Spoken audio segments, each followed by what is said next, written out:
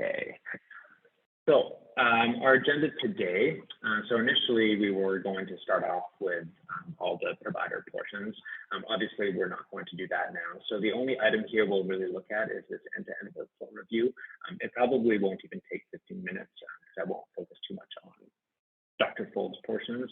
So we're just going to review that, and then we're going to jump right into some end-to-end demos. So I know last time, Tomas and Sophia, you guys kind of expressed that you were hoping to just see more of the actual workflows in the system. So we wanted to kind of set this session up to really just kind of go end to end with all the functionality you guys will be using.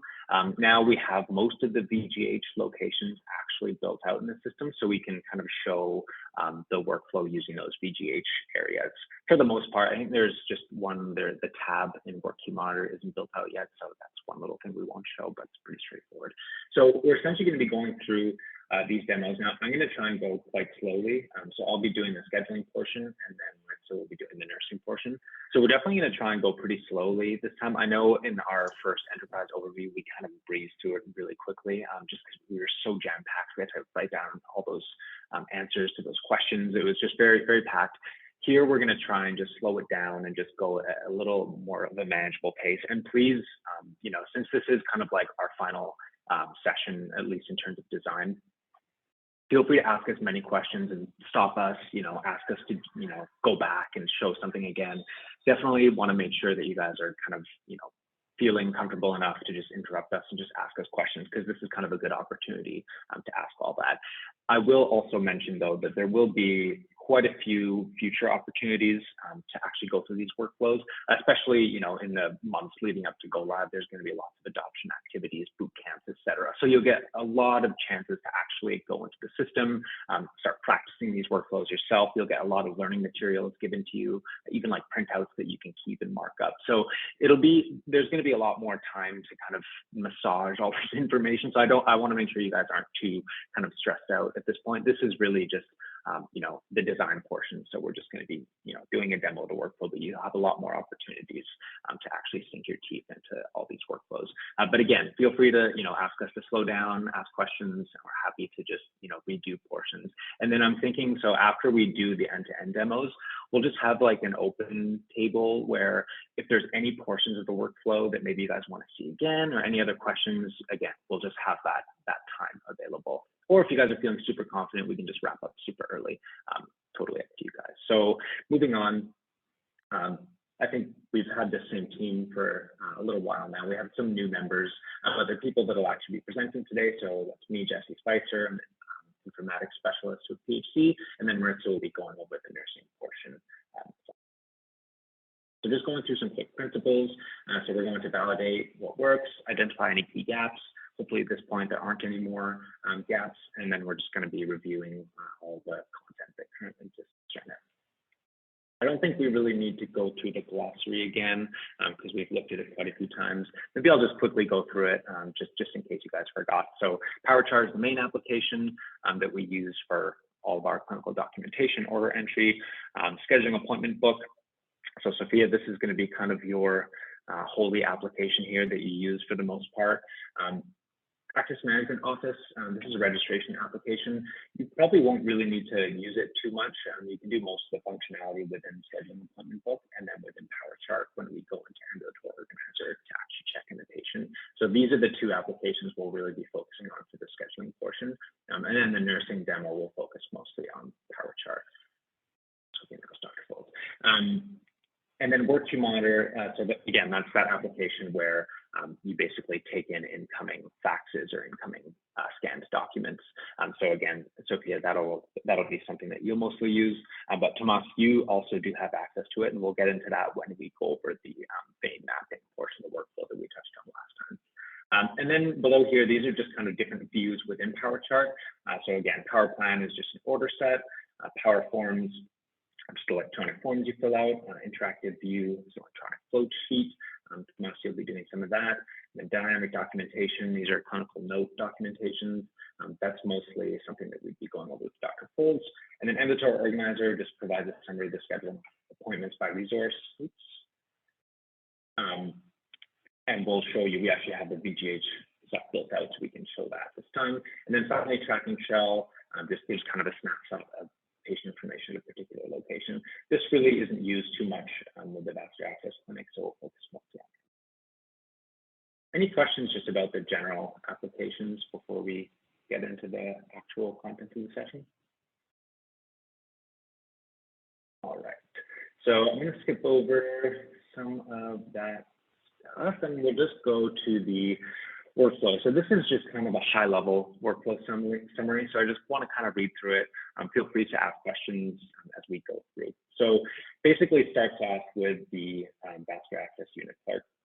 And they'll schedule an appointment from either an internal or external referral. And again, these referrals can come from a variety of places, you know, kidney care clinic, HD provider, make the referral. There's a lot of different places this can come in. But Sophia, you'll obviously have your kind of request list that you monitor. So that'll be the first touch point where you get this information that comes in. Once you do schedule that appointment, make the encounter, you'll register the patient once they actually show up for their appointment. You might also scan any referral forms and associate the patient's chart. Sounds like based on our previous sessions, there's not too many referral forms in this manner that come in. And then this vein mapping portion. So we're going to review this in more detail just because this is kind of a new world workflow for VGH, but you'll be the main point person to actually scan this vein mapping form after Tomas has marked it up. And then you'll basically associate it with the patient's chart, and you'll use this specific document type, and I'll show you kind of how to input that into the fields, and that's using that workflow monitor application. So you'll basically associate that to the patient's chart using that specific document type, and then Dr. Folds will be able to quickly look it up on his, when he goes into PowerChart and his documentation, and he can review it as needed as part of his assessment. And then so for Tomas, you'll basically assess the patient, you'll document in PowerChart. We'll see that in more detail when Ritza goes over the nursing demo. She'll kind of show you the different areas that you'll document in PowerChart and or Promise as well, of course. And in this session, we're not actually going to be showing anything to do with Promise. Of course, it's just going to be focused on Cerner.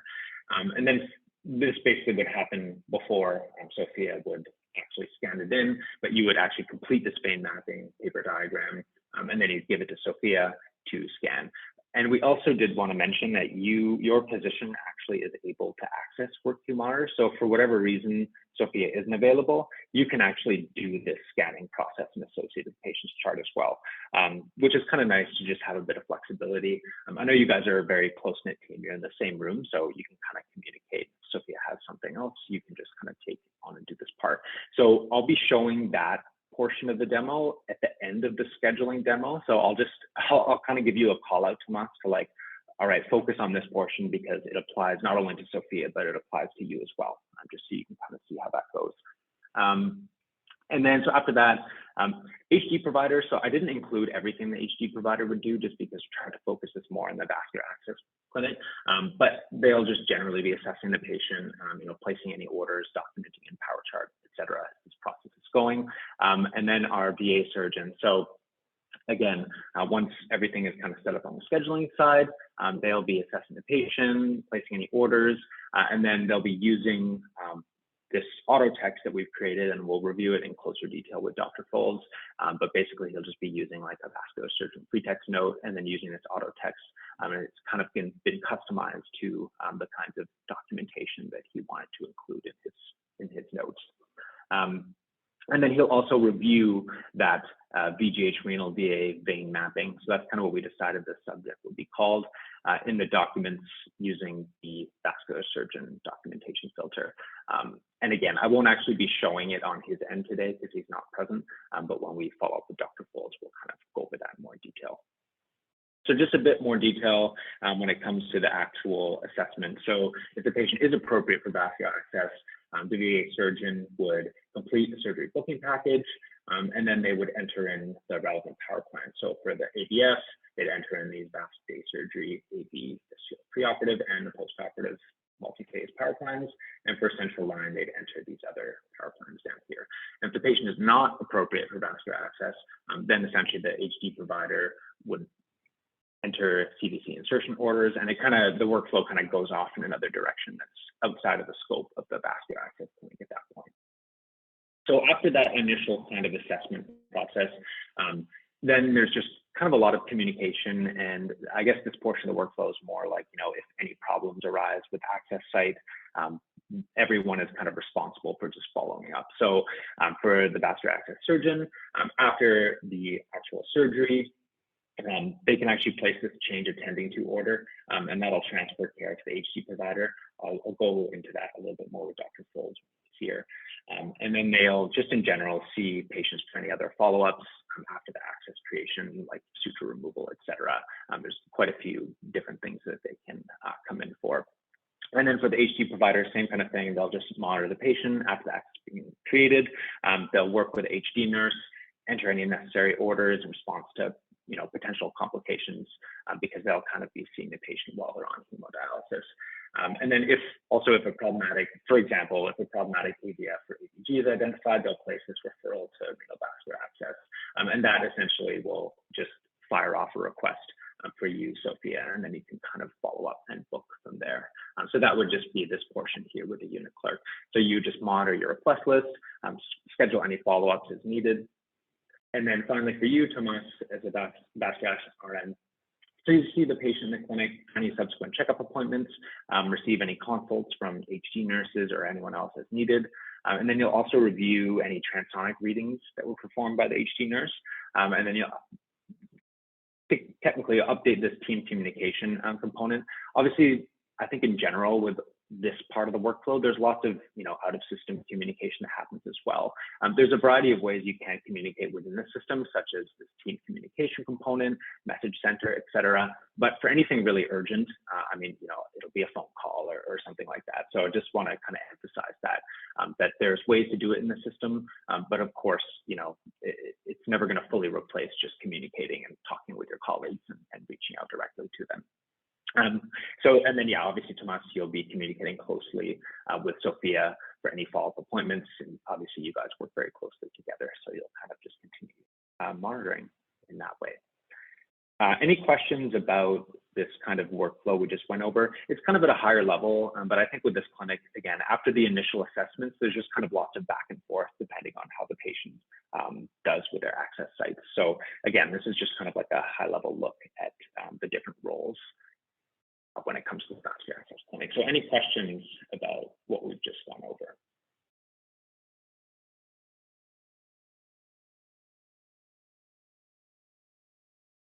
All right, if there are no questions, obviously we're just gonna skip over the end-to-end demo for the provider, and we'll just go right into the scheduling demo now. Initially, obviously we have a break, but we're not going to take that.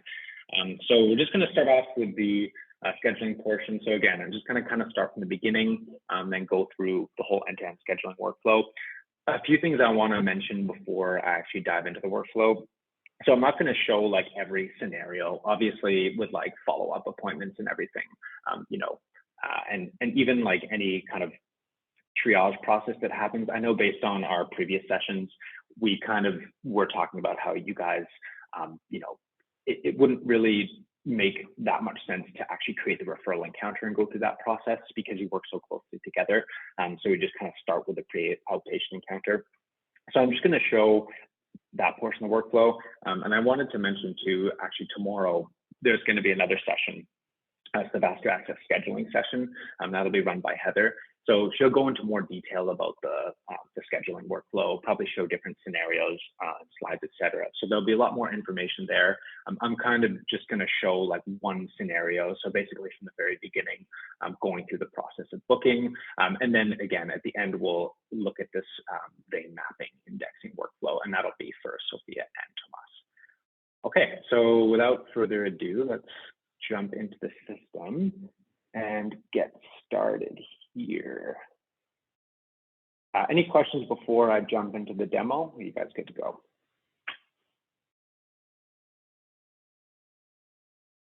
Okay, so it might have been a little while, Sophia, since you've actually seen Chatbook. So since we do have extra time today, I'll just slow down and kind of give an overview of the layout again. So basically you have your kind of main calendar on the left. I feel like it's always very important to emphasize this because it shows you which date you're looking at. It's very easy to just be on the wrong date and then book something different. So it's just good to always make sure you're on the correct date. When you do open the application, it'll obviously default to the current date, which is good. Up top, you have your toolbar. So there's a variety of different kind of functionality up here. You can open up your request list from up there. You can also open up PowerChart from the top. Yeah, you can open PowerChart directly from up there, which is really useful. So you have some functionality up here. This banner bar here, so this will populate with the patient's demographic information as soon as we actually look them up. Of course, right now it's all blank. And then here in this bookshelf, so this is where there's some new stuff. So before, when we had our sessions, we were looking at the St. Paul's books just because the VGH content hasn't been built. But we actually do have the VGH content built out now in one of our test domains. So you can see there's a variety of books in this bookshelf. Most important one is this VGH Renal VA book. And you can see here each column represents a different resource. So we have Tomas basically in this first column here. And then there's different columns for each of the different, I believe these are the vascular access surgeons here. So you'll see I already had just booked an appointment under Dr. Folds just as part of his demo, which we won't really be using right now. But yeah, so you'll see the booked appointments will show up like this. Of course, in the actual system, this will be much more jam-packed. There'll be lots of appointments booked. Yeah, here's kind of an example. If you go to a past day, you'll see a variety of different appointments, and you can kind of hover over each of them to see a bit more information. You can even just double click an appointment if you want to actually look more into detail and see some of the just data points relating to the appointment.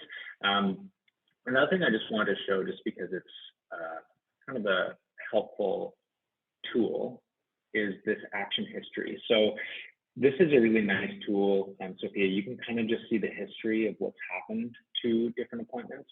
I think because you're a pretty contained team and you're like the only clerk, this probably isn't as useful for you because you're pretty much going to be doing everything. But it's especially useful, for example, maybe if someone's covering for you, you can kind of see the history and what's been done on an appointment, just to kind of do your own audit in a sense. So yeah, you can kind of click through, you can see a variety of different information on each appointment. So that's kind of an overview of scheduling appointment book. I guess I didn't mention this work in progress portion. So basically, once we fill out all the information in this appointment tab here, we'll move it over, and then the appointment will appear in this work in progress window. And from there, we can drag it to a specific time or date. So usually, Sophia, you would be monitoring your request list in this application here, and you'd be looking for any requests that came in. And I'm not going to utilize that today. I'm just going to kind of start right in Chatbook and just start booking the appointment. And just because I don't think we've shown that yet, just like booking an appointment from the beginning. Maybe Heather, you have, but I didn't show that last time. So I kind of wanted to show, if you were to do it just in Chatbook, let's say if it was just done verbally, you can actually do it from here. But yeah, I just wanted to call out that, of course, typically you would use the request list and you would just find an appointment and then book it from there. But I just kind of wanted to show going through all the different fields in this view as well. So to start off, we'll go to this appointment tab and you'll see this person name. So this is where we're going to look up our patient. So we'll use our test patient, just type in their last name. Typically you'd probably type in the PHN just because it's a more accurate value to use, but in this case, we just have some test patients. So I'm going to find my test patient here. I already have some other encounters. That's just from previous demos, but I'm just going to kind of start fresh and add an encounter here. But I want to show how that will show up later in the booking process. So for now, I'm just going to select a patient and click OK. And then we're going to look up the organization here. So we actually have our VGH facilities built out. So you can just look up VGH Renal. As a shortcut, you can just put V, and that'll just narrow it down right to the VGH Renal Vascular Access Clinic. And then you can just press Enter instead of OK. There's a variety of shortcuts like that that you'll see as you kind of get more used to this process. I noticed this was coming up today as I was prepping for this. This is just relating to our test domain. The EMPI database sometimes does not link properly. So I'm just going to click through this. You probably won't see that when you're actually doing your. So then we have this future request appointments window that comes up. So we can see that there's this future request here. I can just click OK through this though. So now it's looked at my person and I want to enter the appointment location. So I'm just going to type VGH Renal, and you'll see it'll auto-populate. So VGH Renal VA, that's kind of our core location for our vascular access clinic here. And then once I've entered an appointment location, the appointment types, there'll be a list of appointment types that are associated to that location to pick from. So that's one nice thing about entering in this location first. You don't have to actually scroll through like every single appointment type because there's hundreds of them. You can just narrow it down to the exact appointment types that you actually want to see. So for this one, I'll just do an access. Actually, I'll do a nurse visit. This will be doing the nursing demo after this. So I'll just select my appointment type. Then you have this field here. And just to remind you, the yellow fields, that just means they're mandatory. So not every field is actually mandatory. You can see this ordering provider field is white. So that means you can skip it. Essentially with these fields that aren't mandatory, it really is kind of up to your own site policy as to whether you fill it out or not. These mandatory fields are ones that are just needed by other, downstreams like Promise, et cetera. So again, these non-mandatory ones, I'll be skipping them today. But of course, depending on your site policy, et cetera, you might want to fill out those as well. So I'm just going to put in access. Use one of our test providers. Just say we received this today. And then just a reminder too with these dates. So whenever there's a date, you can just press T on the keyboard and it'll just automatically populate the date. And if you ever need to enter a time, you can press N and it'll just populate the current time. So it's just kind of a nice little shortcut. Saves time when you're booking dozens of these. I'm just going to say priority within a week. I'll just quickly fill out the rest of these fields. So I've basically filled out all of the mandatory fields now. I'm just going to put in a little comment here so we can see. So once I've filled out all the information in the appointment tab, I'm ready to move it over. So I click this move button and you'll see that this work in progress window will now populate with the information that I've just filled out in that appointment tab here. So this is where I essentially can book the appointment. I did want to show a few things though. If you did want to actually change any of the information, you can just go right back here and update anything. You'll just have to click move again and that'll kind of pull that information over and refresh it. You can also right click and go to appointment attributes. And you can find those details there as well. So there's a few ways to kind of access that information. But anyway, so once we have our appointment, we're happy with all the information we filled out, we'll drag our resource here. So you always want to drag that top resource here. It says nurse. We'll book it and we'll do it for and again, we'll just get a confirmation window that comes up. So press OK. And now you'll see this yellow color. I know it's very small because it's a very short appointment, but this yellow color just means it's kind of in a pending state. So it's not actually booked yet. It actually does say pending there if you hover over it. So this is really important where you don't want to exit this application once you've done this. It might lose the progress. So it's just important when you first drag it to remember that you're not actually finished yet. You have to confirm the appointment first. So it's this button up here on the right-hand side. So once I press this confirm, this window will come up. Again, it gives me a chance to just review any information I filled out. I can see my patient name. Again, I can see all the demographic information, which is also populated up here in the scheduling appointment book. So once I'm happy with everything, if I want to just look around and review information, I'm good. I can press OK. And now this is where that encounter screen will come on. So this patient does have some encounters already, but again, I'm just going to add an encounter because we're just going to start fresh in this example so we can review that process again. So once you add the encounter, this available conversations window comes up. So you just click the drop down and it's only going to allow you to make conversations that are kind of relevant to this workflow. So here we're going to go with pre-register outpatient. Okay. Just load from this NPR. We're going to get this silly error message again. And now we have our encounter window. And you'll see the conversation populates up here too, pre-register outpatient. So all the demographic information pulls in, you see all the patient information that pulls in as well.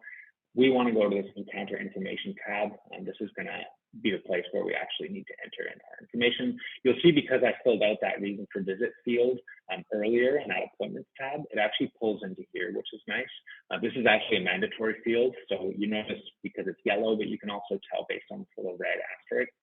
But because I filled out that vascular access information earlier, it just pulls in here and I don't actually have to update it or change it, which is nice. Really, these two fields are the main ones, and then there's a few others I'll show. So we're going to go with the pre-outpatient encounter and medical service. We will go with nephrology there. And you'll see the actual facility building. All this information is just pulled through, and that's just based on those fields that I populated earlier. We have our test Alex provider coming in here as well. And then this estimated arrive date and time has been populated as well. So once I'm happy, I press complete. So that's actually made this encounter. I think I may have mentioned this last time, but in the beginning, I think it's good practice just to note down maybe the last 4 digits of the encounter number. And this is just when you're getting used to it. It's helpful to just keep track of which encounter you're making, just until you kind of get in the hang of tracking the encounters properly. It's also helpful just because over time, the patients can have more and more encounters. So especially on the clerical side, it can be helpful to just note down which encounter you're working with, just in case you have to, search the patient up and select it from a long list. You can just easily see which number you're working with. Of course, there's lots of other ways to see as well. There'll be various dates that will be populated, so you can do it that way. Just want to quickly call that out. So once I press OK, it's loading, and now finally it's turned into this blue or cyan color. So this is kind of telling you, all right, it's been confirmed. You see if you hover over it, it says confirmed now, no longer says pending. So that just means we have actually successfully booked the appointment. It's saved in the system. We can kind of, breathe a sigh of relief. Our work for now is done. So this appointment has been booked for April 25th. So that kind of concludes, I guess, the earlier portion of this workflow, kind of a more condensed version because we just booked it straight in Chatbook without actually going into any request list.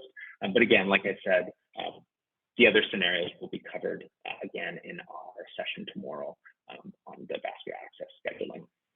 So once I have finished booking this appointment in Chatbook, I'll basically, let's just say, a lot of time passes, and then finally the patient actually shows up for their appointment on today.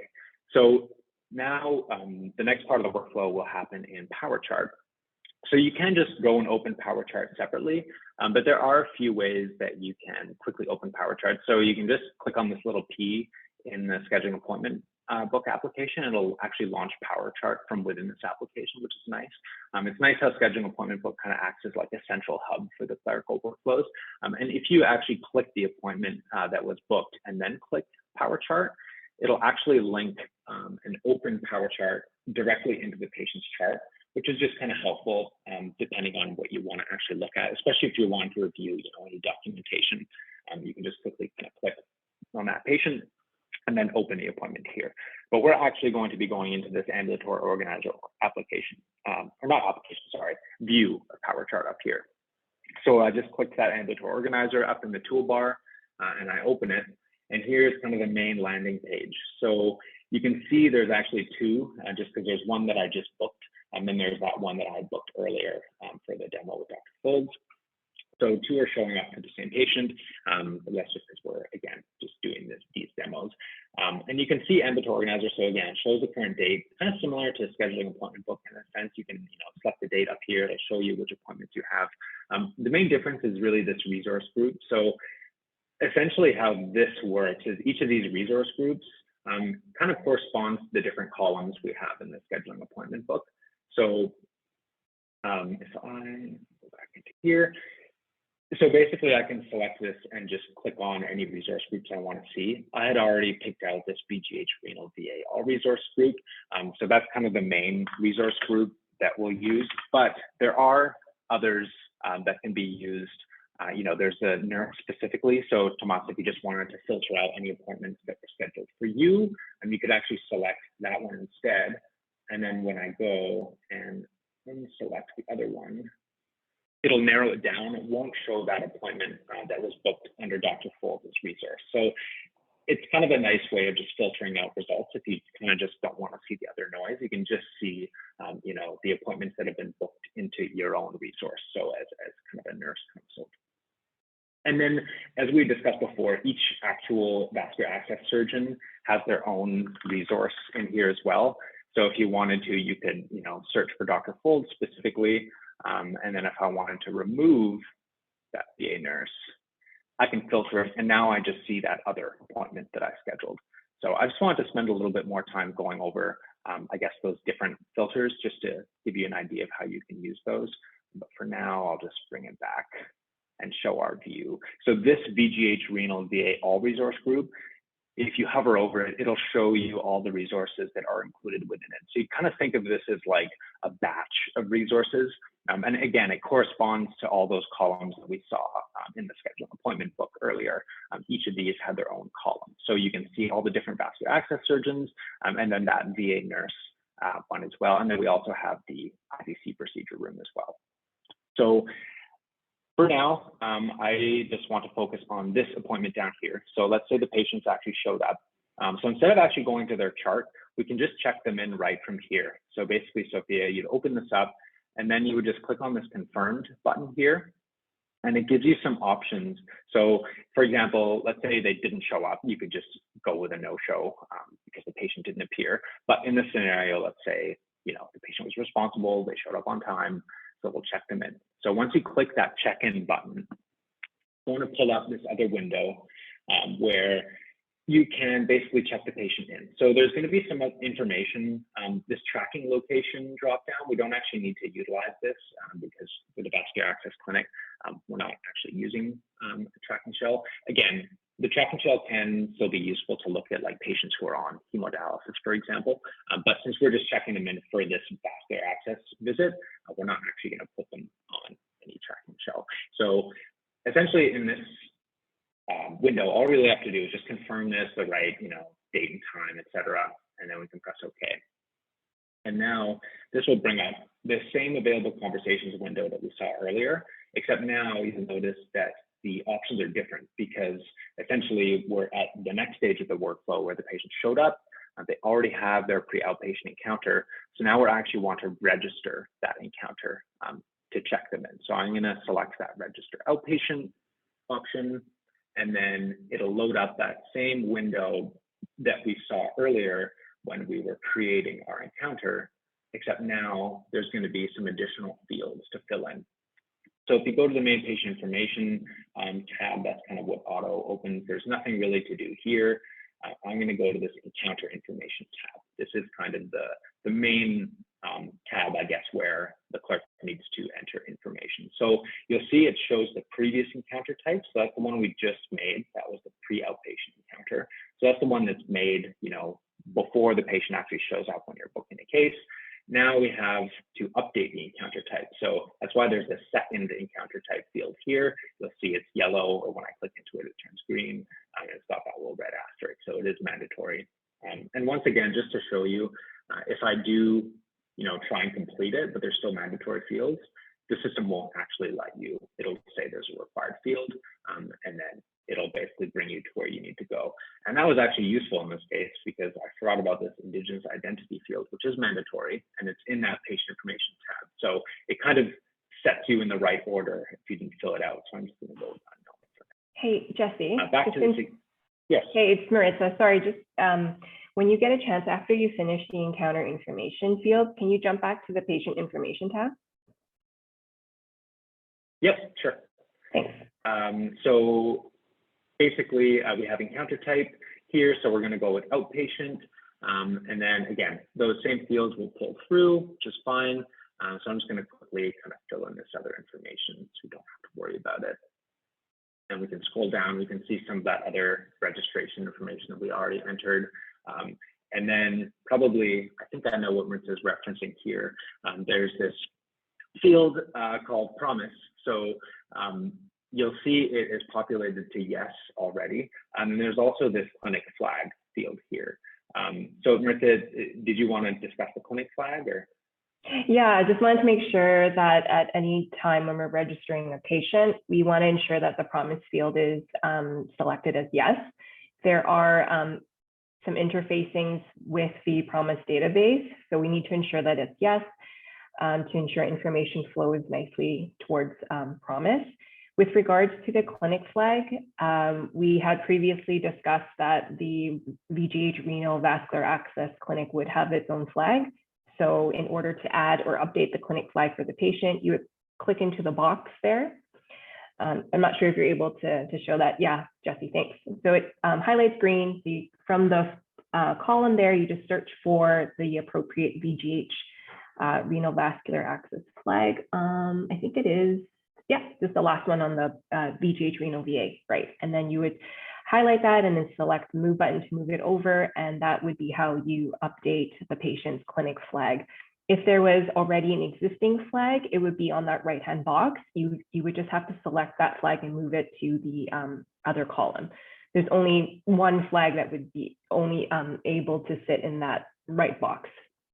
So exactly just the way Jesse showed, that's how you would update the patient's clinic flag. And that's really important to know how to kind of move them back as well. It's a pretty simple kind of tool. You know, you just click it, move it over to one side, and then the one you want to remove, you just click it and then move it to the other side. And when you move it to the other side, that effectively just removes that clinic flag from this patient. And you'll remember, I think it was the last session where we looked at some reports, or maybe the session prior, there was that one report that you can run that basically just shows patients with clinic flags. And so now that we've put this VGH Renal VA clinic flag on this patient, if we were to run that report and select this VGH Renal VA clinic flag, the patient would actually populate on that report, which can be quite handy. So that is the clinic flag portion. So now, if I think.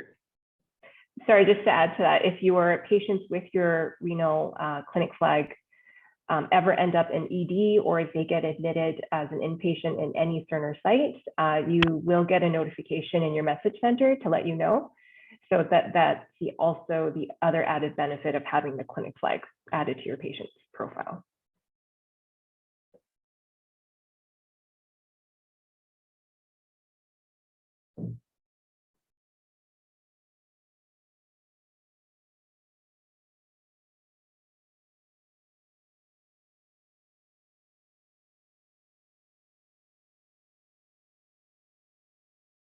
Looks like Jesse got booted from the call, so he's just calling back in. Were there any questions up to the point of the demonstration? Take a moment here just to pause.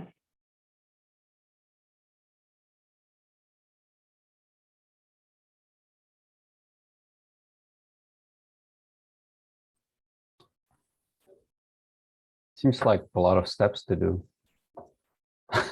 But I guess it gets eventually faster, I guess, as you work with it. But. Yeah, I can totally appreciate that comment. There are a lot of different steps in different parts of the chart. So definitely around, sorry, I just took a pause just to ask the group if there were any questions. Tomas had just commented that there are a lot of different steps. Yes, and Tomas, I will mention, lucky for you, actually, the clerical workflow, I think, it takes the longest to kind of wrap your head around. I think it's mostly just because we're hopping through different applications, you know, hopping through a lot of different windows that come up back and forth, kind of a repetitive process where we keep having the same windows pop up, like this encounter window after you first make it, then after you check them in, etc. So yeah, I totally understand. I remember when I was on the surgery design team, I had to do all the cutover for St. Paul's, and we had to schedule, I think, 6,407 of these in the surgery department, and it was intense. It was a lot of work. So luckily for your clinic, in terms of patient volume, you know, it's not too bad, but still, I definitely appreciate that point that the clerical workflow is complex, and it takes some time to get used to. So Sophia, just, you know, be very patient with yourself.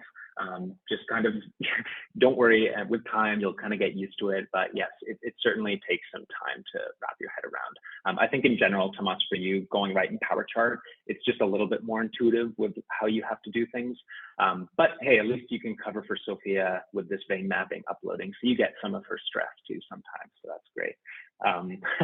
So where were we? So right, so we're back at this page. So I'm basically think I'm finished everything that I want to fill out, but once again, you'll see this required field is not populated. And whenever I'm doing this workflow, I always like to just press complete once I've finished everything on like the first two tabs, because I know it'll just bring me right to where I need to go on the next tab. And again, it's just this accident-related visit. And now I've actually completed everything, which is good. So I'm not actually going to print anything because again, we're just obviously in the test domain right now. So I'm going to make sure that's selected. And then once I press OK, it'll kind of load. And now the patient has been checked in. So you can see now it says VGH renal VA and checked in. So that basically is the portion of the workflow where you go in and actually check in the patient. We saw that we added that clinic flag and made sure obviously that promise field said yes. Any questions about that part of the workflow that we've gone over so far, Sophia?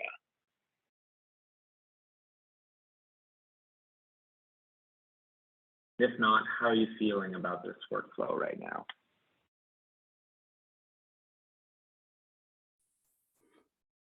It seems to make sense when you go through it. But of course, when it actually happens, it'll be totally different. So, but yeah, no, so far so good.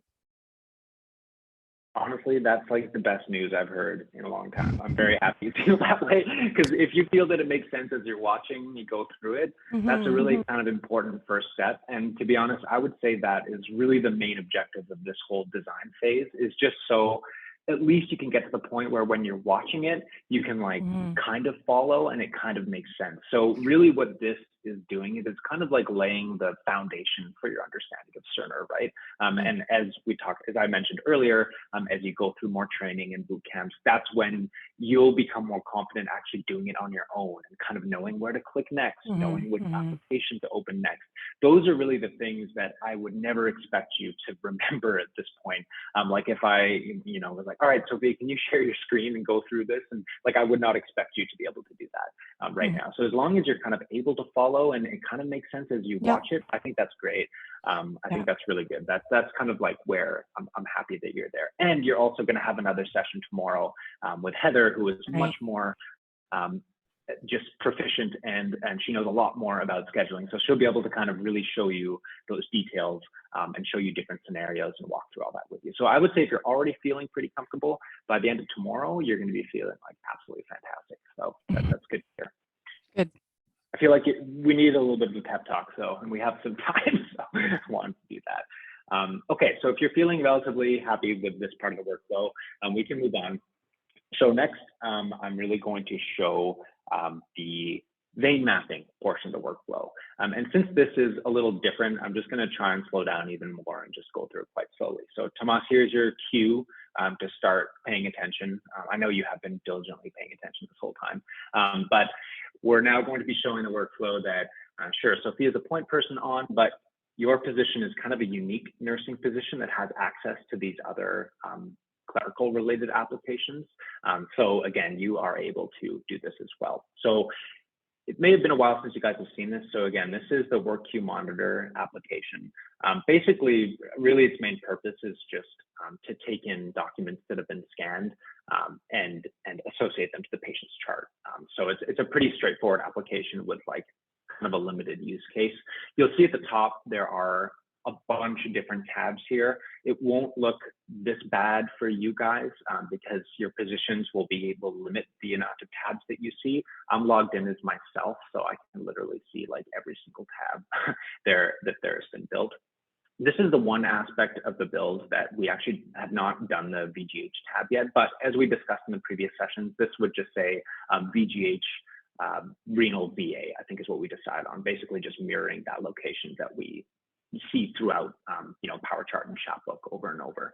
So just imagine that says VGH renal VA here, and we only have this one item here, which is this fancy vein mapping drawing. Now, of course, in reality, this would actually be marked up. So just to kind of set the stage for this, this would be after Tomas, marks it up with the various information on the diagram. After it's marked up, essentially you would just scan it or fax it into that specific number that's associated with the VGH renal VAQ, and then it would appear like this, except with Thomas's fancy markups all here. But obviously this is a blank version just because we're in a test domain.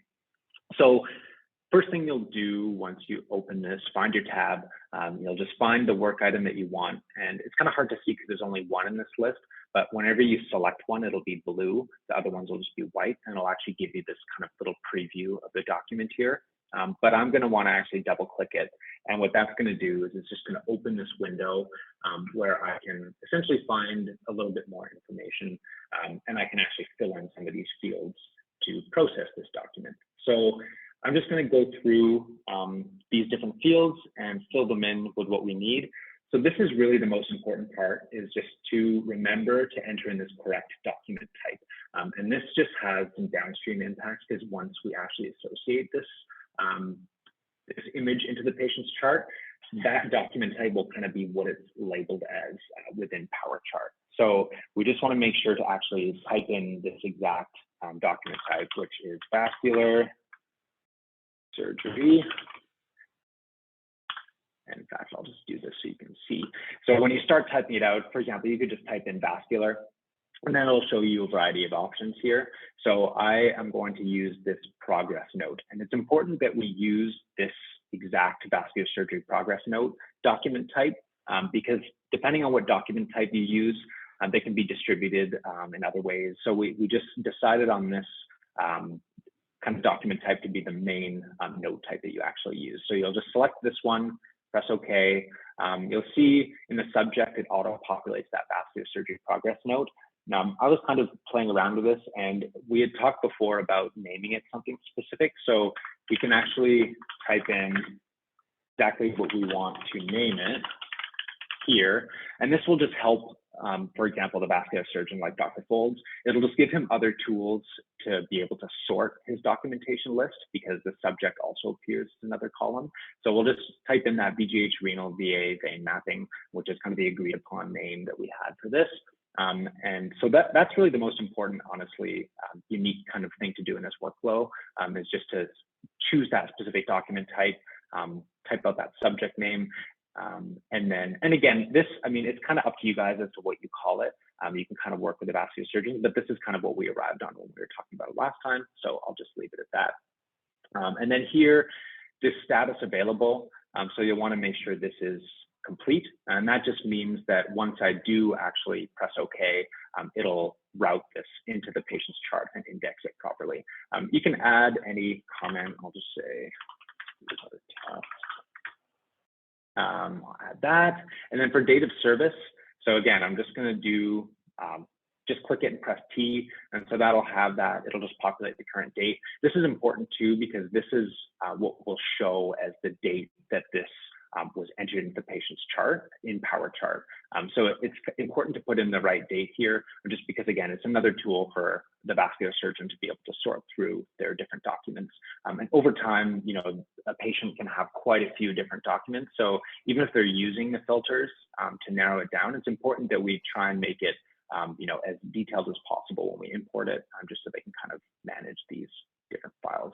And then here, we're just, actually, what I should do before I even do that step is selecting the patient. So I usually say it's probably better to do this first, just because it's a pretty easy thing to forget. So I'm just going to like highlight this a few times. So up here, the best way to know that you haven't done it is that this demographic bar will be empty. So when it doesn't have any of the information populated, what that means is we haven't actually selected the patient. And it's really important that we do select a patient, because if we put this status as complete and then press OK without selecting a patient, I believe this will just disappear into like a black hole, essentially, and you'll have to rescan it into the patient's, and refax it into this queue and kind of start over. So it's very important that you actually do select the right patient up here. So it's this little button. You can see it's like a little guy with a magnifying glass over it. This is probably the easiest. Yes, so Sophia, this would be done by you primarily. Like we said before, I was just responding to your question, Miss Anne. Like we said before, Tomas he is provisioned with a position that will allow him to do this workflow as well if you're not available. But I think generally it sounds like you guys have a pretty good like division of labor with how you do things. So this would definitely be your, I guess this would be a task for you primarily, but then Tomas could also do it as well. So that's kind of up to you guys as to how to break down that work. So that's why I just wanted to make sure that you guys were both seeing how this is done. So you're both kind of enabled with the knowledge to do it. So yeah, I'll select this little symbol up here. Once again, it's just this tiny little guy with a magnifying glass. It's kind of easy to miss, so I just want to like highlight it as much as possible. And then we will type in our patient name. So this is the part where kind of what I was talking about before comes into play with this encounter number. So right now it's pretty straightforward, right? Because we entered in that date, we know, it's current date, we know it's obviously VGH, we don't click an SPH1, but as you'll see, like there's not that much information to actually show us like which encounter we're selecting. So the most foolproof way to do it is just to kind of remember those last 4 digits. Because now, if I open this up, let's say in the live domain, a patient might have like dozens, not hundreds of encounters eventually. So it becomes easier to just remember that digits, and then you can just kind of like sort the list and go down and find it. Again, there are different ways to do it. Obviously, you can like sort by location as well. You can narrow it down, but it's just, I think at first it's good to note down the last 4 digits just so you can remember which encounter to select, because this is very important, this step, when it comes to work-to monitor specifically and selecting the right encounter. If you do select a different encounter, like the wrong encounter, and let's say it goes to a patient at St. Paul's chart, it just becomes a bit of a headache. You can't undo that very easily. It becomes like an issue where records management needs to be contacted, and they need to go in and actually like in error the document in the patient's chart. So I just want to kind of really slow down in this part and emphasize how important it is to actually find that correct encounter and make sure that you are associating it to the right encounter, the right chart. So basically I've selected this, Sorry, Jesse, I was just going to suggest one of the cleaner ways that I group the encounters, just so I can see all the different encounters together, is I click on the encounter type column, because a patient could have multiple outpatient encounters, for example. So doing that just groups it all together. So you can just view all of the encounter types that are the same, rather than trying to sort it and trying to find them in the list. That's the easiest way that I find if a patient has multiple different encounters to indicate that they've visited the hospital many, many times. Yeah, that's a good point. I think that's a good one too. And really it's like, yeah, there's a variety of ways to do it. I think that's a good one to filter by encounter type. I guess there's certain drawbacks with that way. For example, let's say the patient, has a ton of outpatient encounters in other clinics in VGH that aren't related to renal.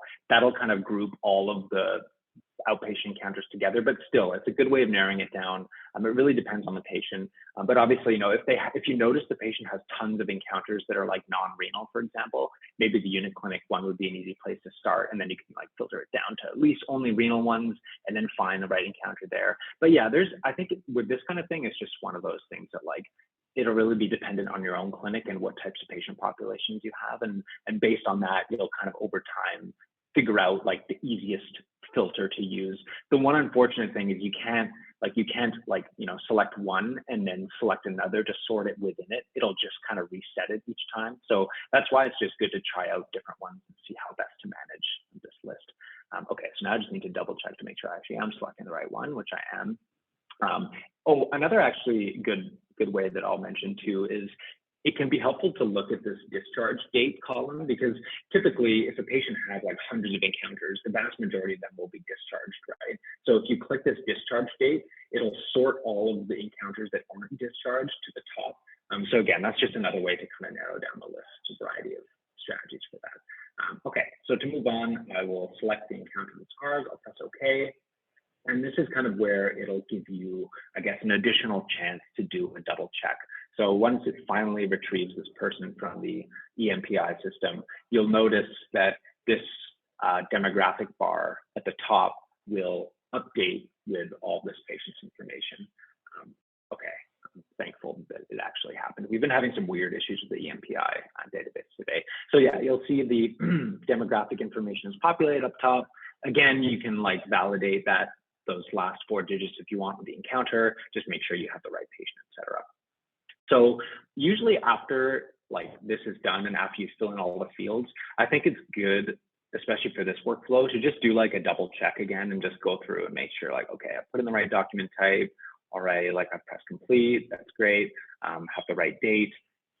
And it's a good thing I did that because fill in this field. So this is kind of just a field that's filled in for all documents that are scanned into the chart. We just put in this scanned comma document, and you'll probably notice as I was typing out scanned, it just auto-populated to this. So that's just, again, another important thing to remember. And again, it's quite easy to miss because it's literally like the last field down here. And I think overall, this application is probably the one where you want to like have little notes, like a little cheat sheet, for example, on what to enter for these kinds of things at first, just because it's not as intuitive as like Chapbook, for example, where it shows you all the yellow fields that you need to fill in. It's a little trickier because they're all on the side and you kind of have to scroll down. So again, this is just one that takes a little bit of time, but once you get used to it, you'll be fine. So once I've just verified, double checked everything, and I'm happy, I can press OK. And now it'll disappear. So this is kind of why I was emphasizing how important it is to select the right encounter and slow down, because once you actually pressed OK, it's gone from here. And you can't actually get it back. Like the only way to get it back would be to rescan it in and do the process again. So it's just good to kind of slow down and make sure that you've entered in all the correct information. Any questions about just that workflow in this WorkQ Monitor application?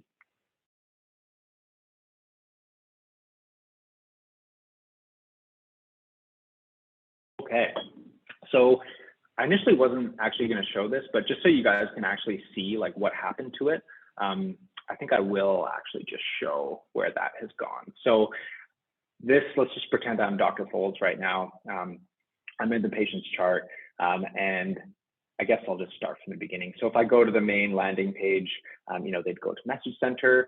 I could go to patient list. I'd already made one here. So this is one way that Dr. Folds could find our patient. So you just open up their chart.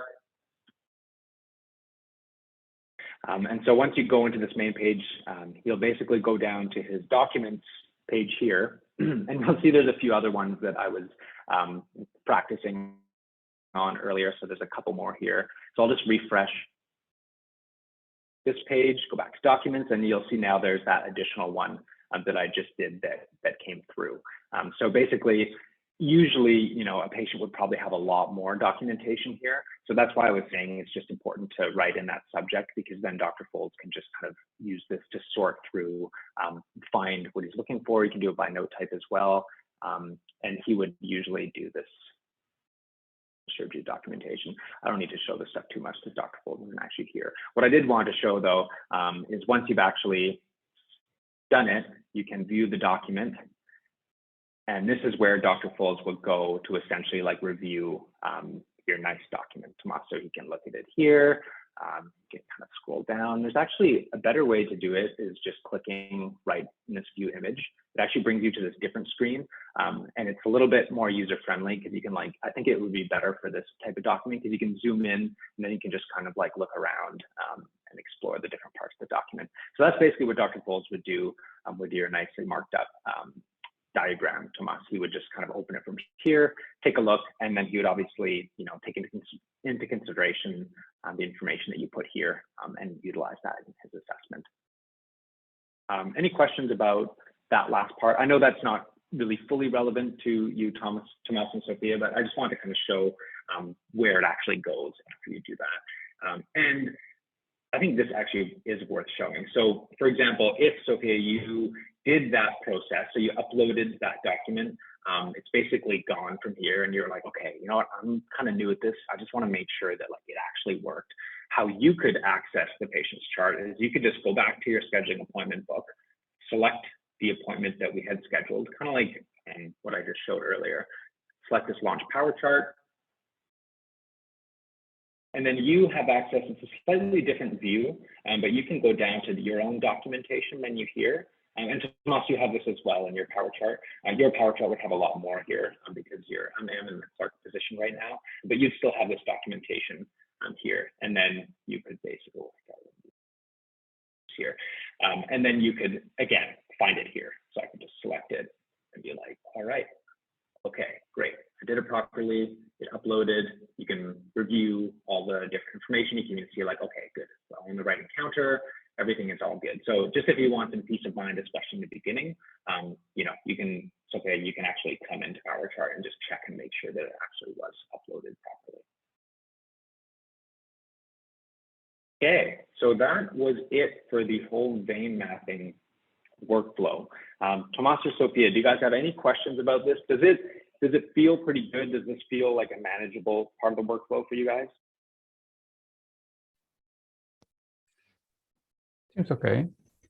Yeah, it's pretty good. Every step you take, I sort of think of PCIS, and because it's eventually, I mean, it's replacing PCIS. Every step you take, I refer to what I know from PCIS. So it seems to make sense. It seems to be, it's a lot more steps, like Thomas said, but yeah, I think it's pretty good. That's great. And yeah, I totally understand. Like it is more steps for sure. I think that's one thing about Cerner. It's like, especially at first, it seems more overwhelming because you're cycling through all these different applications, different windows. Once you get used to it though, like I really tried to make sure I like slowed down to go through this. I feel like I probably could have gone even slower, to be honest. But once you get really used to the system, like it becomes a lot more user-friendly. Like you just kind of blast through it as you get like the keyboard shortcuts.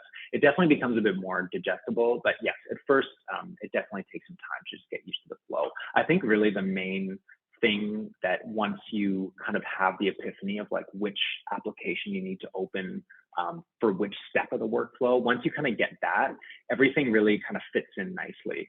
So once you kind of have that like big picture view of what you're doing and kind of where you're going in the system, it becomes a lot more manageable. But yeah, right now it must still feel a little bit overwhelming, but I'm glad that at least, again, it's, you know, it meets the needs and you guys can kind of follow through going through it. So that's good. So if there's no other questions for this vein mapping portion, I think we can move on. I think probably look, yeah, 10:15. Tomas, Sophia, would you guys like to take just like a 5-minute break before we move into the nursing portion? Yeah, I would, yeah. Yeah, I'm gonna grab a coffee. Sounds good. Yes, I might do that as well. Okay, so yeah, let's just take a 5-minute break. We'll come back maybe at about 10:17 or so. Yep. Okay. 10:18, I lied. Yeah, 10:18. Okay, thanks guys. Okay, Thanks. bye.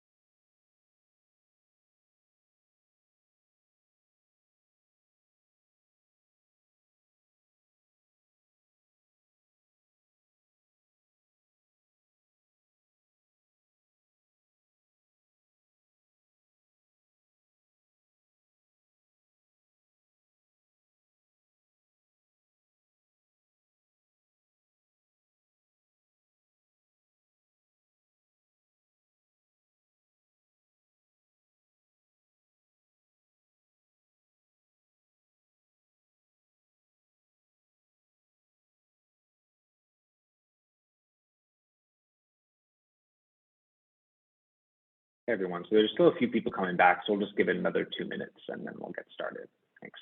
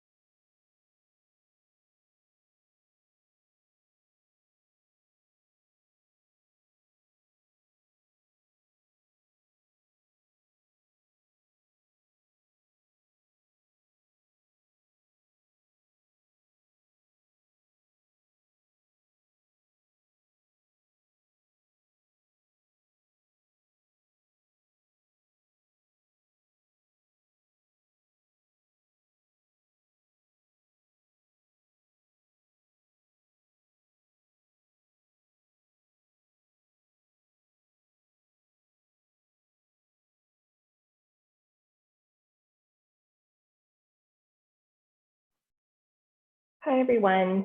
At 10:20, just checking in to see if everyone's returned from a little break.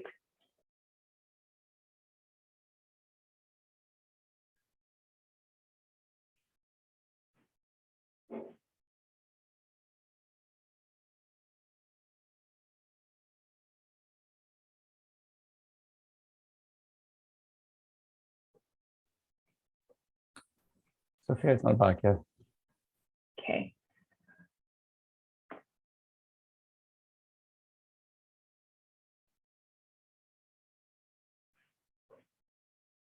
Maybe we'll just give everyone just a few more minutes to return and we can get started into the nursing demo.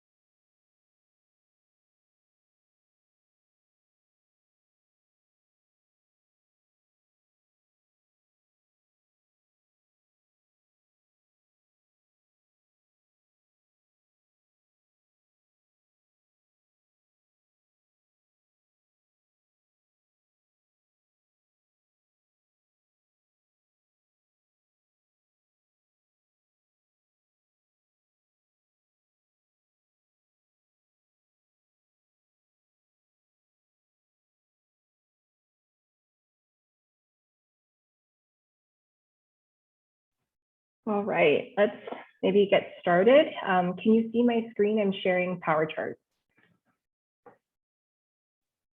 Yep. Okay, perfect. So just to pick up where Jesse left off in the demonstration, I'm logged in as a nurse. So pretend I'm you, Tomas. So Sophia would have checked in the patient. I am viewing Ambulatory Organizer, which would be my landing page. So I can see a list of the different patients that would be coming in for appointments today in the clinic. So notice this patient's checked in. I'm ready to go see the patient. So I can click into their chart by clicking their name. There will be an assign a relationship window that appears. You just have to select a nurse relationship and then click OK. So I'm inside the patient's chart, and one of the first things that you would normally do would be a COVID-19 screening assessment.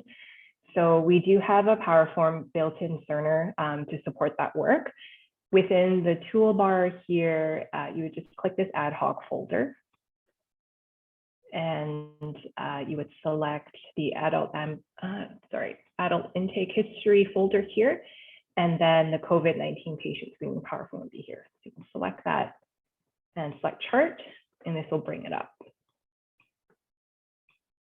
So I'll just, for the purposes of the demo, I'll just click through the different fields, but there's a section here to document if the patient had a previous COVID-19 positive result date. If they didn't have one, you can leave that blank. The type of result type that they've had, the latest COVID-19 result date, as well as the results. So let's focus here, which would be the symptoms assessment. Maybe they're telling you that they don't have any of the COVID-19 symptoms and they're feeling fine. So you can select none. You could also further ask if they've had any close contact with anyone diagnosed with a lab confirmed or suspected COVID-19. You can say no. Patient referred to testing, you can indicate no. None of these fields are mandatory, so you don't necessarily have to fill these out, but definitely the one around the symptoms, you'd have to complete. There are sections here to ask if their support person is asymptomatic or if there's any comments that you wanted to document about their support person. So you have the option of being able to do that. And there are other sections here that you could fill out. There's the patient screening section, which I'm on now. There's also a final team assessment to indicate if they are a COVID-19 risk factor, if they have any COVID-19 symptoms, any results. And you could also do a caregiver household screening if there is a support person that is integral to the patient coming into the clinic. So you can do a further documentation of information there, as well as the final team assessment. So there are different sections here. It's probably a little bit more comprehensive than what is available through Promise. But in our previous sessions, we had recommended to use this COVID-19 screening PowerPoint because the information that you document here will flow into different parts of the chart, and I could show you where that lives a little later. So we'll just say that you've completed that. That will sign the PowerPoint, and you would have completed the COVID-19 screening.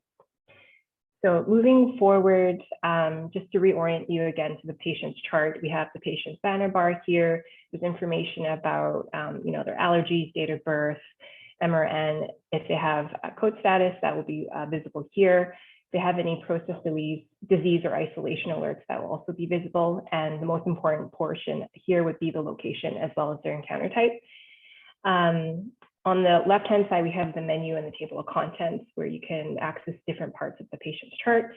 And the main body here would be an M page, and it's defaulted to this dialysis management tab. So there are different components here that will provide different information for you. So you can always scroll through, you can move these components around. And Jesse has highlighted that any documentations will flow here and will be visible here, like that vein mapping. So let's say you needed to document their access as well as perform your cannulation sequencing. So we had previously discussed that the instructions for your cannulation, those instructions will be uploaded onto FormsFast. So FormsFast will be accessible here through your toolbar. So you can click that and another window will open up. So let's just go through how you would be able to access it. We did get a list of 9 different documents from this group previously, and we're just in the process of getting that updated onto FormsFast for the clinic. So they won't be here for me to show, but just wanted to confirm with you that they will be available. So in this search window here, you can type cannulation.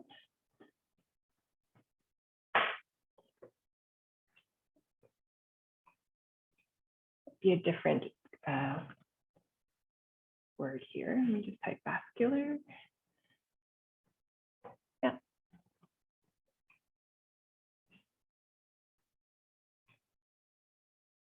So we will upload them. So when you type in, say, renal vascular or say cannulation, then you should be able to see your cannulation sequencing documents. And then you, let's say, for example, it's this one here. You click on it. and the patient's information would be available here. And then you can click print, and then you would have a printed copy for you to do the cannulation sequencing on paper. And when you're done with that, you just have to scan it and index it back to the patient's chart, and then it'll be visible in the documentation tab. Just click done here. So for the access documentation, that will be done through iView. So I can access that through the table of contents. It'll bring up a number of different bands here. So the dialysis management band will be the band that you will be utilizing to do the bulk of your documentation. So depending on the type of access the patient has, there is the AV fistula graft section here or the central line. So we can do both, but let's start off with the AV fistula graft. So I'll select that. And this little kind of rubrics cube icon here indicates that you are creating a dynamic group. So any type of lines, devices that the patient has in any, like outside of renal or within renal, nurses and clinicians would have to create a dynamic group per line or device. So you just click into the little icon here and this window pops up for you to create the dynamic group for that access point. So in this case, I'm creating a dynamic group for, let's say, an AV fistula. So I'll select that here and select the access site. So let's say it's the forearm, it's on the left side, and the indication for this is for hemodialysis. So I've selected these 4 items and I'm going to click OK. You'll notice here that I've created a dynamic group, and there's a list of different line items that I can document too. So some of the nice things about using iView is if I click into this box here, you'll notice that the checkbox I've selected, this allows me to use the tab function on my keyboard to tab through a number of the different line items. So it kind of just speeds up how you can document to the different fields here. So that's just another trick that you can pick up when you get more proficient using iView. So I'm going to start and go back to the activity line item. So let's say it's an assessment, and I can document to the patency assessment. So let's say I can, there's an audible BRE and a palpable thrill, and tab through. And the site condition, let's say it looks pretty good, so there's no complications. And this is the anesthetic. So if you use any sort of anesthetic, you can just select from the different responses here. So I'm just going to select none. Cannulation type, maybe double needle. I will just preface, I'm not an expert here, so please apologize. I just want to apologize if some of this may not make complete clinical sense, but as you can see, I'm just going to show how I can document the different fields here. Needle type, let's say it's an angiocast, and with the venous gauge number, it's a free text field, so I can indicate the gauge number, so maybe 16. And then arterial gauge number, let's say it's 16 again. And the venous number of punctures is also a free text field, and click 1, tab through 1. And problems with needle insertion is also a free text field, so you can indicate any problems that you've encountered with this needle insertion. If there aren't any, you don't need to document into this field, but if there are, you could just free text something into the field here. The dressing condition is multi-select, so let's say it's dry and intact. And then here is the fistula graft care action, and you can indicate the different types of activities that you've done to provide care for this fistula. So maybe you are doing sutures removal, maybe you're applying a bandage, maybe there's further securement devices that you're applying. These are multi-select, so you can choose whatever is appropriate for the care that you're providing at this moment. Maybe you're doing sutures removed. There's also another field. So let's say these options are things that you're not engaging in right now. So you can always select other, and then there's a free text field that pops up. So you can kind of free text something a little bit more appropriate. So when I'm done here, I can just click this check mark here to sign my documentation. You'll notice that the text changes from purple to black. So that means that you've now signed it and it's part of the patient's chart. Okay. So same thing for central access. If they have a central line, you'd also have to create a dynamic group here. So anything in yellow just indicates that it is a mandatory field. So we'll just go through just to see what that looks like in creating a dynamic group for a CVC. Select CVC, double lumen, and internal jugular, and let's say it's on the right side. You can choose the French side, so say 2.5. Click OK.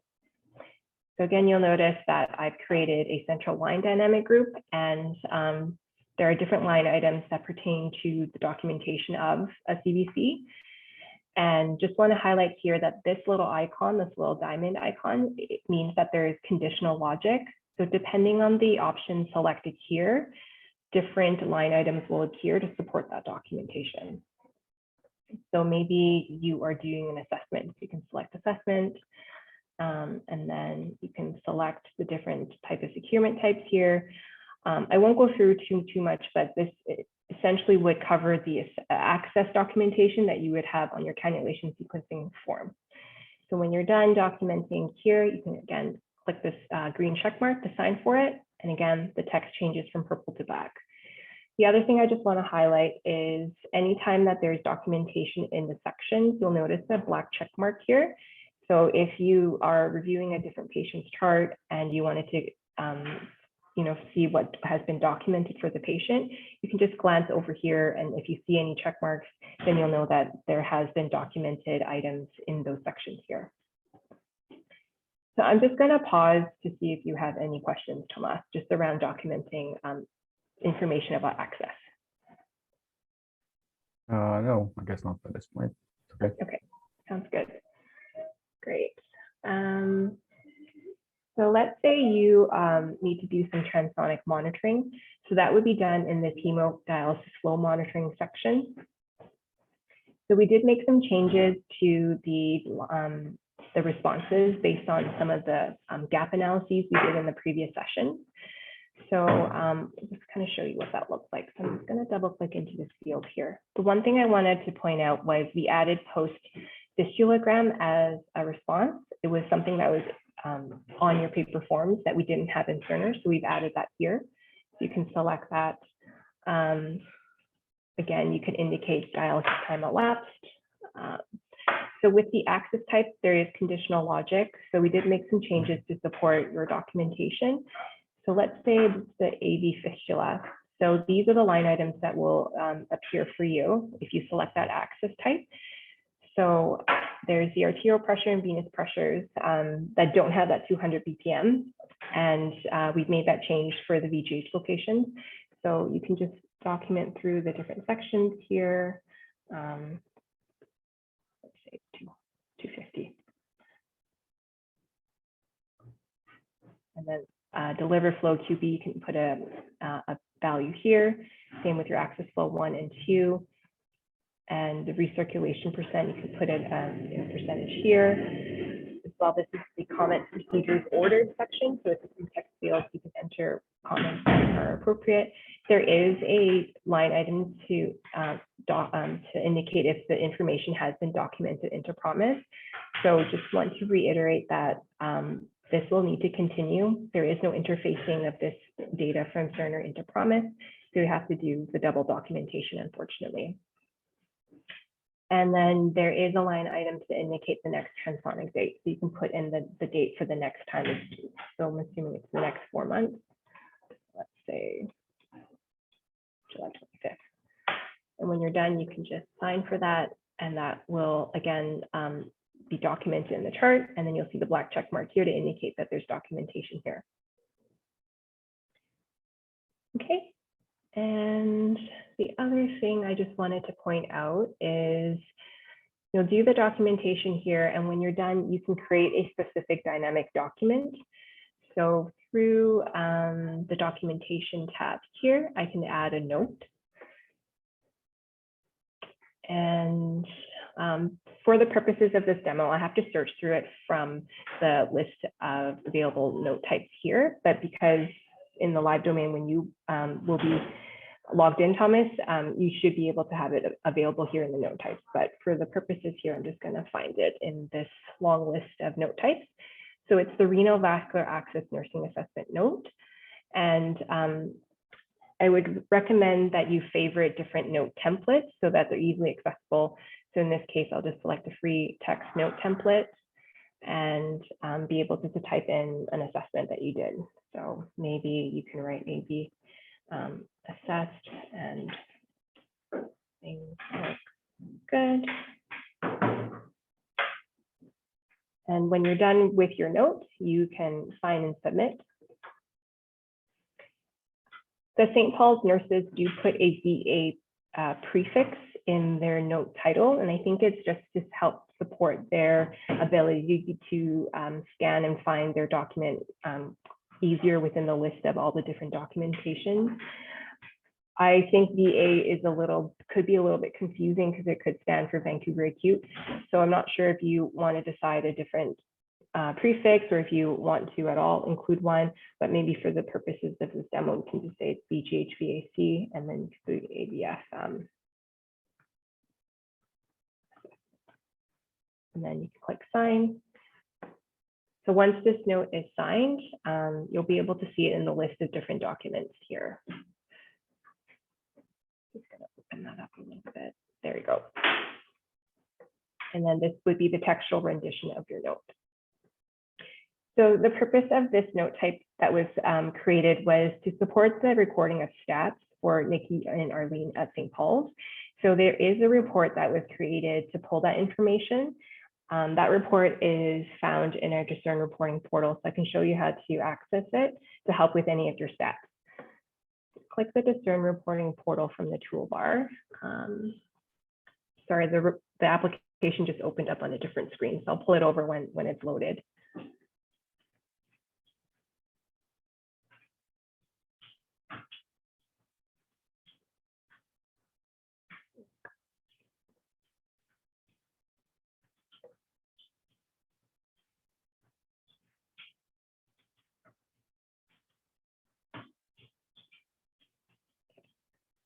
So this is the Discern reporting portal. You've probably seen it a few times in our previous sessions.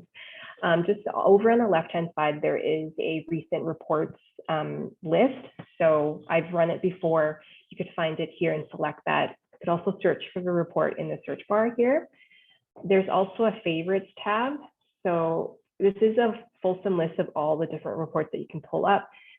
On the far right-hand side, there's a favorite column. So if there's a report that you normally like to access and you like to favorite it, you can just star it so it turns like yellow, and then it gets added to your favorites tab here. So then you can just click into your favorites tab the next time you log into Discern report, and then there'll be a list of your favorite reports that you can run, so you're not having to search for it multiple times again.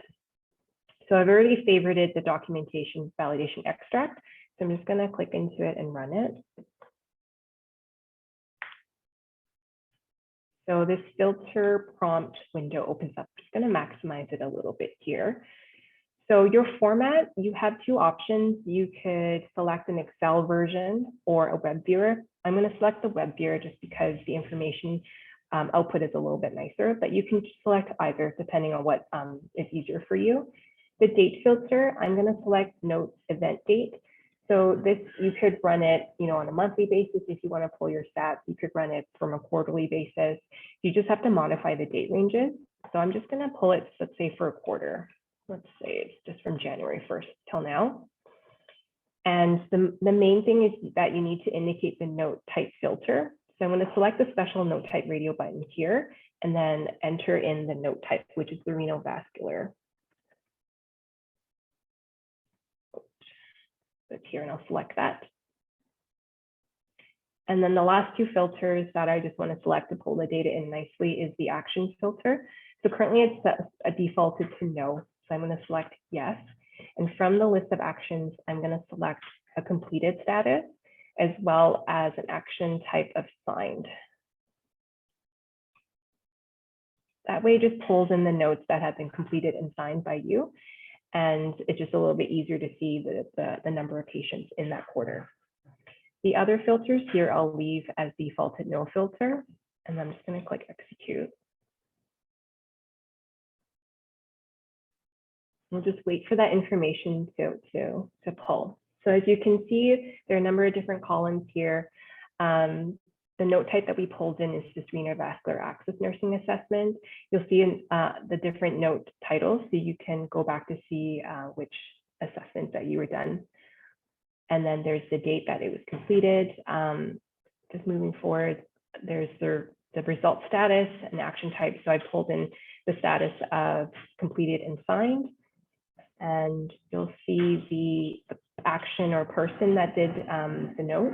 So it'll be you. I just have a different number of test positions here, but it would be you. And scrolling all the way to the very end here, you'll see the patient's MRN. So that would allow you to just keep track of how many patients that you assessed to help with any of your stats. And then the very last column here is the encounter unit, so where the patient was at the time. Hopefully this is something that you'll find useful. I think the St. Paul nurses utilize this to help with their stats. Nikki and Arlene, I'm not sure if you have any comments because I know you guys are using this report. Would you like to add anything? I can't actually say that we pull reports for our own documentation, to be honest. Okay. I actually didn't even know we could do this, to be honest. Oh. So that's Okay. interesting. Oh, well, happy to sit down with you guys to go through it, but yes, you can pull it to help with your stats. So hopefully this is helpful for you to learn and see. Yeah, I think other people were pulling them, but we weren't necessarily doing it ourselves. Mm. So I just didn't know how to do it. But yeah, maybe another time we could go over it again for us. That'd be great. Any questions from you, Tomas? No, not at this point, no. Okay. I'm sure there's been so much, but I'm hoping you'll find value in this extract and how it'll help with your stats. Okay, so I'll just exit out of this and go back to Power Chart. So let's say you get notification about a patient that you need to see. One way that you can do, one way that clinicians can notify you is through Message Center. So we recommend the use of Message Center mainly for more non-urgent cases. They can always call you to the clinic or what have you, but I'll show you how you can view a message. So through your Message Center, it's just through your toolbar here. So you have the 3 different tabs here. This is us looking at your inbox tab. So there's about 5 different messages here. So anything bold just means that the message has not been read, so it's pending, in the pending status.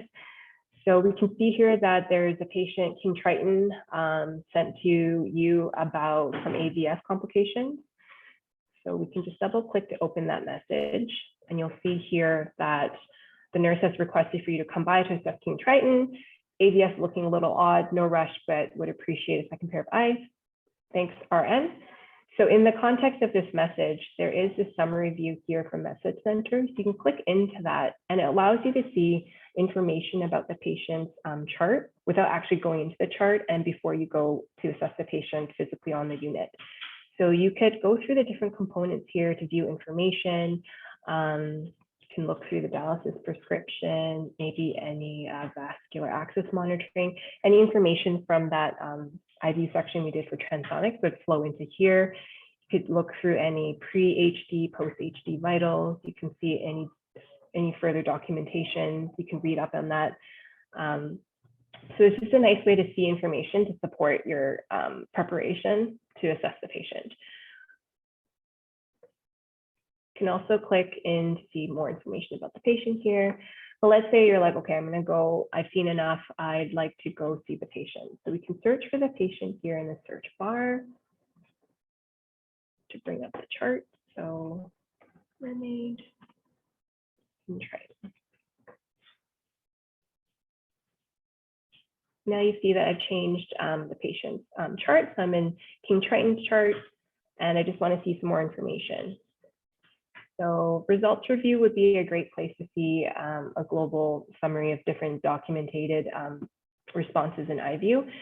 So there's a number of different flow sheets that you can select from. Right now, I'm just in the quick view flow sheet. So you can select from a number of different drop-down options here.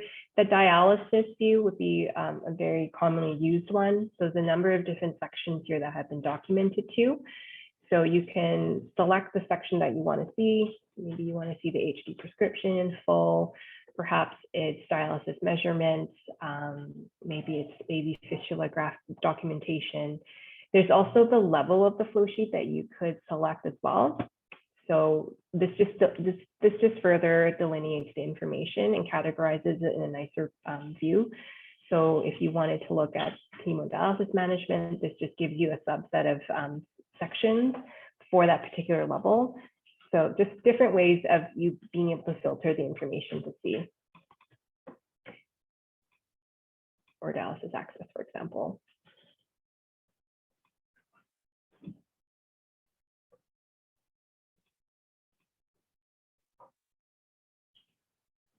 So this is just another nice way for you to view any of the transonic information performed by any HD nurses.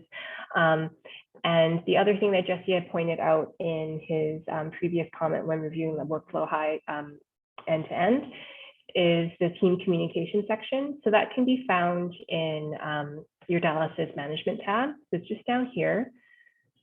So this component is utilized by a number of different clinicians within the multidisciplinary team to write down and communicate actions that you want different clinicians to follow through. If there are any situational awareness and planning points that you want to indicate, you can write that here. So maybe it's related to transonics, and maybe you want to make a note that the next transonic is in 4 months' time.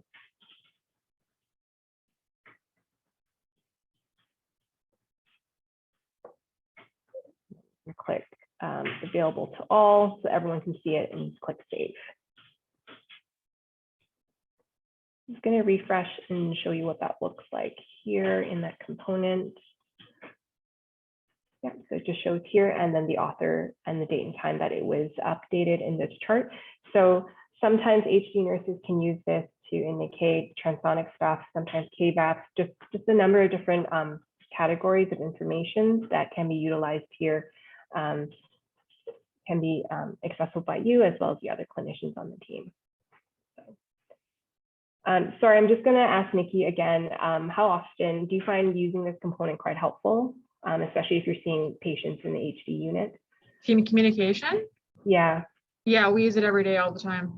Okay, sounds good. The other thing I just wanted to point out is you could access the orders profile if you wanted to review any orders for the patient. So clicking into that will give you a view of all the different power plans as well as the orders that the patient has that are active and ordered for them. So just a quick summary, power plans are listed at the top here, and anything bolded is indicative that the plan is initiated and active. So for any of the renal patients that you will see and assess, they may have a number of different power plans active and initiated for them. Scrolling down in the orders profile are orders. So orders on the main screen here, they're categorized by different category types, and it's indicated by this light blue bar here. So patient care orders are categorized together. Medication orders are categorized together. Again, anything bolded here on this side, on the left side, indicates that the patient has orders in that category that have been ordered, are active, and initiated. You can always click into that section here, and it takes you to that particular part of the orders category, so you can see the different order types pertaining to that category there.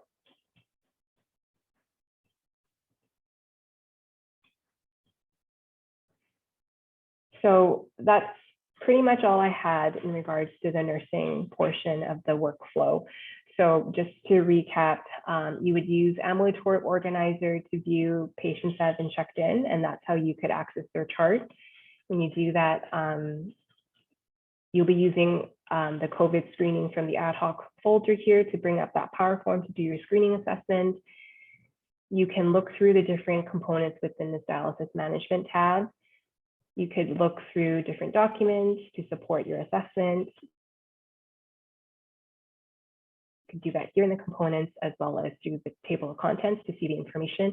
And the bulk of your documentation will be done in iView through this dialysis management band. So you would do access documentation by creating dynamic groups for the different lines the patient may have, such as an AV fistula graft or central line, and any transonic monitoring you do in the hemodialysis flow monitoring section. Going to pause here because it looks like Tomas might be talking to someone.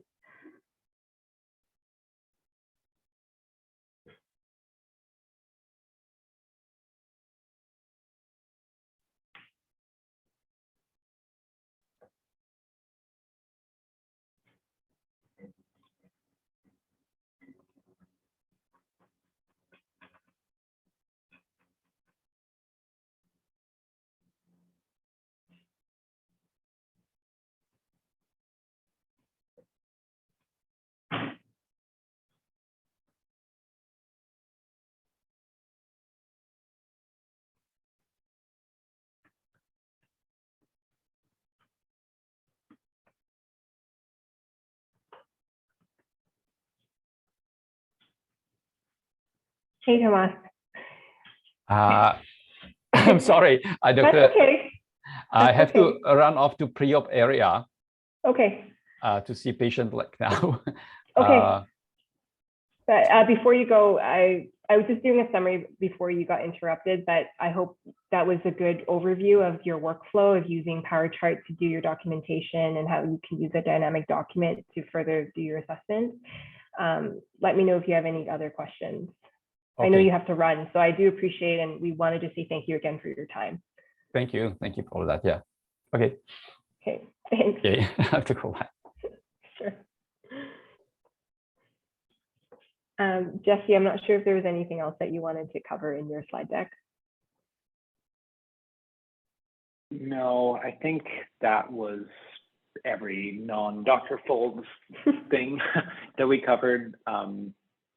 So yeah, I haven't heard back from Dr. Folds yet. He gave me his number in an email, so I like called him and left a voicemail, but I haven't heard. Hello. Hi, Hello. Sophia. Sorry to interrupt. It was Dr. Folds that actually interrupted Thomas and has asked him to come with him. So just so you know. Okay. That's funny. Thank you for that update, Sophia. So yeah, that makes sense as to why he didn't respond. I'm guessing he's obviously dealing with something else. So yeah, I mean, I think I'll just Victoria, did we like reach out in any other way, like through PDS to Dr. Folds yet, or his MOA as well?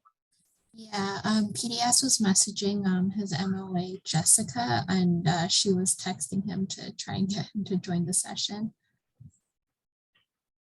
Okay, he's a very desired individual right now. So yeah, I mean, I think because we've gotten through all the provider content, we can probably end this now. I guess like Victoria, if you hear back through that avenue that he's available, or if he contacts me, I'll just like reach out to all you guys, or Victoria, you can reach out to us. Hopefully, I mean, if it happens in the next 30 minutes, that'd be nice. We could just like use the same meeting and maybe we could hop back in. If not though, we can just try and book something like hopefully for this week or maybe next week. Just like, I think if we just book an hour-long meeting, that should be enough to cover his part. But yeah, I mean, in terms of the rest of the session, I guess, Sophia, do you have any like final questions? I know Tomas is already ducked out. No, I'm good. Okay. Okay, Yeah. awesome. So I think if you have like any other questions, Sophia, that come to mind, or anything you're just like feeling a little stressed or nervous about, feel free to reach out to us. Again, you will have that session with Heather tomorrow. So you'll be able to kind of revisit the workflows, but I just want to make sure if you do have any other questions, totally fine for you to just reach out to us and ask, okay? All right. Thank you. Okay, well, thank you very much for joining, and thanks to everyone else. So I think we can end this session now. If we do hear back from Dr. Folds, we can kind of hop back in, and if not, hopefully we can schedule something in the next week or so. And then I guess, Victoria, just make a note. I was talking to Johanna earlier. We'll just make sure to include Johanna in that invite as well, even if it's not like a formal session, but she did want to be included if we reschedule it. Sounds good. Oh, and can I just add to just include Doris Briscoe from OrderSet? Oh, yes, Doris and Brian as well. Yeah. Yeah, so I guess we don't need like the full team for that. We can discuss this offline, I guess.